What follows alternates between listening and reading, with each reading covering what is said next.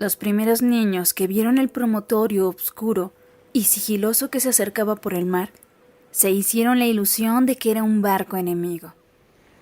Después vieron que no llevaba banderas ni arboladura, y pensaron que fuera una ballena. Pero cuando quedó varado en la playa, le quitaron los matorrales de sargazos, los filamentos de medusas y los restos de cardúmenes y naufragios que llevaba encima. Y solo entonces descubrieron que era un ahogado. Habían jugado con él toda la tarde, enterrándolo y desenterrándolo en la arena. Cuando alguien los vio por casualidad y dio la voz de alarma en el pueblo, los hombres que lo cargaron hasta la casa más próxima notaron que pesaba más que todos los muertos conocidos, casi tanto como un caballo, y se dijeron que tal vez había estado demasiado tiempo a la deriva y el agua se le había metido dentro de los huesos.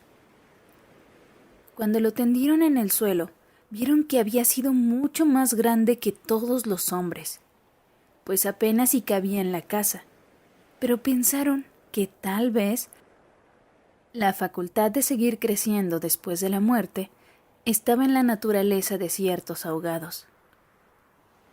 Tenía el olor del mar, y solo la forma permitía suponer que era el cadáver de un ser humano, porque su piel estaba revestida de una coraza remora y de lodo. No tuvieron que limpiarle la cara para saber que era un muerto ajeno. El pueblo tenía apenas unas 20 casas de tablas, con patios de piedra sin flores, desperdigadas en el extremo de un cabo desértico. La tierra era tan escasa que las madres andaban siempre con el temor de que el viento se llevara a los niños, y a los muertos que les iban causando los años tenían que tirarlos en los acantilados. Pero el mar era manso y pródigo, y todos los hombres cabían en 7 botes. Así que cuando se encontraron el ahogado, les bastó con mirarse los unos a los otros para darse cuenta de que estaban completos. Aquella noche no salieron a trabajar al mar. Mientras que los hombres averiguaban si no faltaba alguien en los pueblos vecinos, las mujeres se quedaron cuidando al ahogado. Le quitaron el lodo con tapones de esparto, le desenredaron el cabello, los abrojos submarinos y le rasparon la rémora con fierros de descarnar pescados. A medida que lo hacían, notaron que su vegetación era de océanos remotos y de aguas profundas, y que sus ropas estaban en pitrafas, como si hubiera navegado entre los laberintos corales. Notaron también que sobrellevaba la muerte con altivez, pues no tenía el semblante solitario de los otros ahogados del mar, ni tampoco la catadura sórdida y menesterosa de los ahogados fluviales. Pero solamente cuando acabaron de limpiarlo, tuvieron coincidencia de la clase de hombre que era. Y entonces se quedaron sin aliento. No solo era el más alto, el más fuerte, el más viril y el mejor armado que habían visto jamás, sino que todavía cuando lo estaban viendo, no les cabía en la imaginación. No encontraron en el pueblo una cama bastante grande para tenderlo, ni una mesa bastante sólida para velarlo. No le vinieron los pantalones de fiesta de los hombres más altos, ni las camisas dominicales de los más corpulentos, ni los zapatos del mejor plantado. Fascinadas por su desproporción y su hermosura, las mujeres decidieron entonces hacerle unos pantalones con un pedazo de vela cangreja y una camisa bravante de novia, para que pudiera continuar su muerte con dignidad. Mientras cosían sentadas en círculo, contemplando el cadáver entre puntada y puntada, les parecía que el viento no había sido nunca tan tenaz, ni el Caribe había estado nunca tan ansioso como aquella noche, y suponían que esos cambios tenían algo que ver con el muerto. Pensaban que si aquel hombre magnífico hubiera vivido en el pueblo, su casa habría tenido las puertas más anchas, el techo más alto y el piso más firme, y el bastidor de su cama habría sido de cuadernas maestras con pernos de fierro, y su mujer habría sido la más feliz. Pensaban que habría tenido tanta autoridad que hubiera sacado a los peces del mar con solo llamarlos por sus nombres, y habría puesto tanto empeño en el trabajo que hubiera hecho brotar manantiales de entre las piedras más áridas y hubiera podido sembrar flores en los acantilados. Lo compararon en secreto con sus propios hombres, pensando que no serían capaces de hacer en toda una vida lo que aquél era capaz de hacer en una noche. Y terminaron por repudiarlos en el fondo de sus corazones, como los seres más escuálidos y mezquinos de la tierra. Andaban extraviadas por esos dédalos de fantasía, cuando la más vieja de las mujeres, que por ser la más vieja había contemplado al ahogado con menos pasión que compasión, suspiró. «Tiene cara de llamarse Esteban». Era verdad. A la mayoría le bastó con mirarlo otra vez para comprender que no podía tener otro nombre.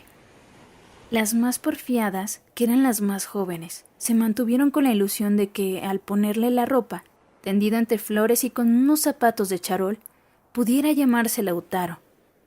Pero fue una ilusión vana. El lienzo resultó escaso, los pantalones mal cortados y peor cosidos le quedaron estrechos, y las fuerzas ocultas de su corazón hacían saltar los botones de la camisa. Después de la medianoche se adelgazaron los silbidos del viento y el mar cayó en el sopor del miércoles. El silencio acabó con las últimas dudas. Era Esteban. Las mujeres que lo habían vestido, las que lo habían peinado, las que le habían cortado las uñas y raspado la barba, no pudieron reprimir un estremecimiento de compasión cuando tuvieron que resignarse a dejarlo tirado por los suelos. Fue entonces cuando comprendieron cuánto debió haber sido infeliz con aquel cuerpo descomunal, si hasta después de muerto le estorbaba. Lo vieron condenado en la vida a pasar de medio lado por las puertas, a descalabrarse con los travesaños, a permanecer de pie en las visitas sin saber qué hacer con sus tiernas y rosadas manos de buey de mar. Mientras la dueña de la casa buscaba la silla más resistente y le suplicaba muerta de miedo: «Siéntese aquí, Esteban, hágame el favor».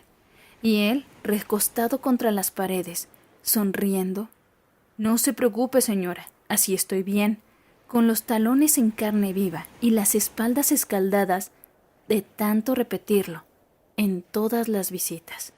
«No se preocupe, señora, así estoy bien», solo para no pasar vergüenza de desbaratar la silla.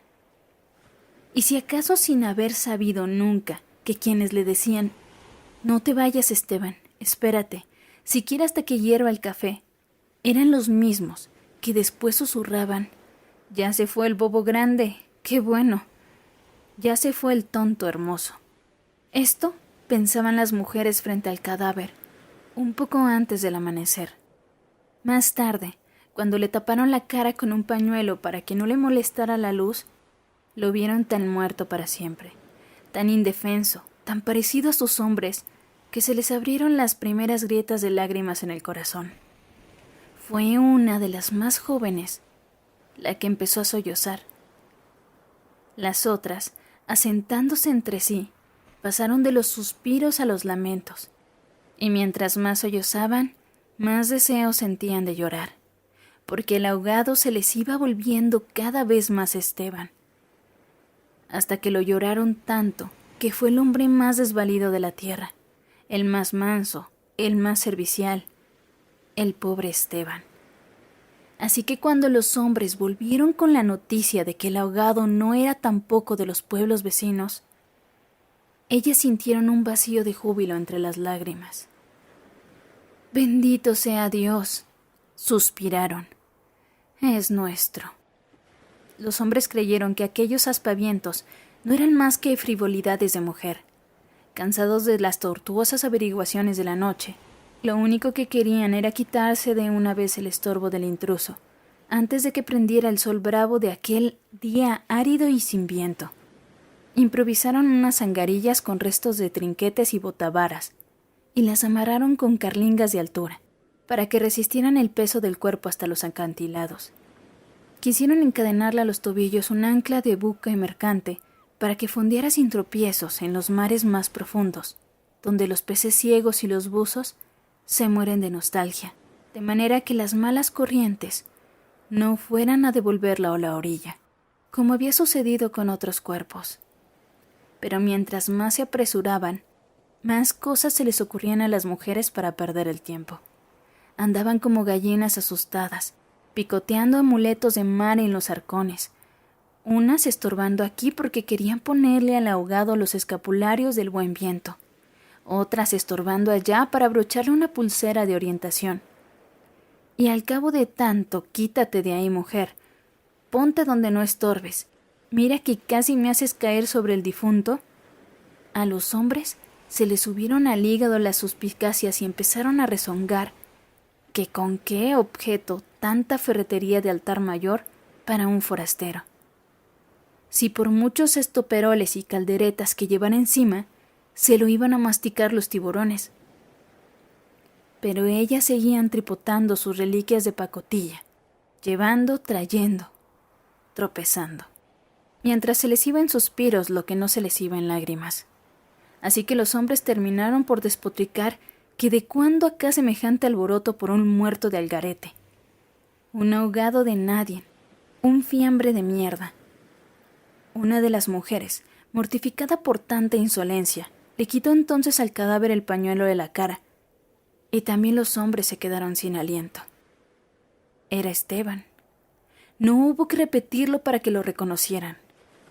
Si les hubiera dicho Sir Walter Raleigh, quizás hasta ellos se habrían impresionado con su acento de gringo, con su guacamayo en el hombro, con su alcarbuz de matar caníbales. Pero Esteban solamente podía ser uno en el mundo. Y allí estaba tirado como un sábalo, sin botines, con unos pantalones de 7 mesino y esas uñas rocallosas que solo podían cortarse a cuchillos. Bastó con que le quitaran el pañuelo de la cara para darse cuenta de que estaba avergonzado, de que no tenía la culpa de ser tan grande, ni tan pesado, ni tan hermoso. Y si hubiera sabido que aquello iba a suceder, habría buscado un lugar más discreto para ahogarse. En serio, me hubiera amarrado yo mismo a una áncora de galón en el cuello y hubiera trastabillado como quien no quiere la cosa en los acantilados, para no andar estorbando con este muerto de miércoles. Como ustedes dicen, para no molestar a nadie con esta porquería de fiambre que no tiene nada que ver conmigo. Había tanta verdad en su modo de estar que hasta los hombres más suspicaces, los que sentían amargas las minuciosas noches del mar tremiendo, que sus mujeres se cansaran de soñar con ellos para soñar con ahogados, hasta esos y otros más duros se estremecieron en los tuétanos con la sinceridad de Esteban. Fue así como le hicieron los funerales más espléndidos que podía concebirse para un ahogado expósito. Algunas mujeres que habían ido a buscar flores en los pueblos vecinos regresaron con otras que no creían lo que les contaban, y éstas se fueron por más flores y llevaron más y más, hasta que hubo tantas flores y tanta gente que apenas se podía caminar. A última hora, les dolió devolverlo huérfano a las aguas, y le eligieron un padre y una madre entre los mejores, y otros le hicieron hermanos, tíos y primos. Así que a través de él, todos los habitantes del pueblo terminaron por ser parientes entre sí. Algunos marineros que oyeron el llanto a distancia perdieron la certeza del rumbo, y se supo que uno se hizo amarrar al palo mayor, recordando antiguas fábulas de sirenas.